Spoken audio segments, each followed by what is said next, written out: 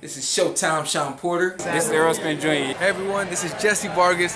And you're watching True School Sports. You're watching True School Sports. And you're watching True School Sports. Stay tuned. Alright, Brendan Taylor here, True School Sports. I'm with the man himself, Jim Lampley. How you doing, Jim? I'm good. How are you? I'm good, man. It's good to meet you. It's kind of a pleasant surprise to see you coming on the escalator. Talk about the big fight tomorrow. We got Kovalev, we got Ward. We know it's a big fight. You've been around boxing for a long time. I want you to tell me, what is the historical significance of this fight? Well, they're two of the best 5 or 6 pound for pound fighters in the world. They are two of the 3 top light heavyweights in the world. This is a rare matchup that can be made and has been made between fighters of that quality at that particular station in the sport. So it's extremely meaningful. It's an ideal rematch because both fighters have a revenge motive. Kovalev got the wrong side of a decision that he thinks was the wrong decision, and he is here to avenge that.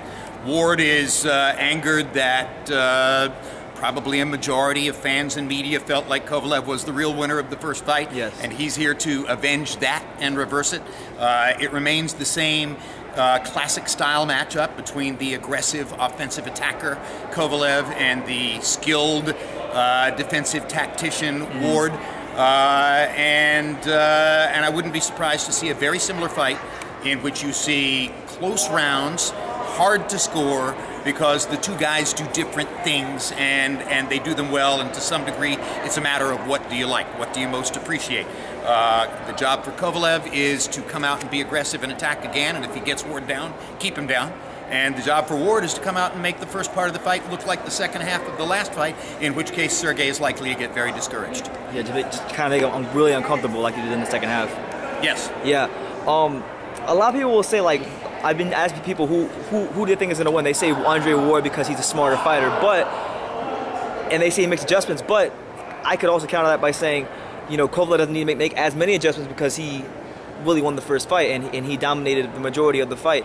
How do you deem the boxing IQ of both fighters? Because I feel like Kovalev's boxing IQ is being a little bit underrated here. Well, Kovalev isn't trying to be what Andre Ward is. You know, Kovalev is a 1-2 attacker. His weapons are his left jab and his right cross. He's got a good left hook, but he didn't mix it in enough in the first fight. But at the end of the day, he's looking to achieve physical domination. Yes. Ward is looking to achieve mental domination. He's a different kind of fighter, and he managed to do that in the second half of the fight. And I came out of the first fight believing that Ward was a very logical favorite in the second fight, because once the great tactician, the great defensive adjuster, as Ward is, has had a chance to look at you for 12 rounds, now he's got a new advantage that he didn't have before. I mean, Ward might have been a little surprised early by exactly how powerful Kovalev is, and exactly how good a boxer Kovalev is. He doesn't get enough credit for having refined his boxing skills over time.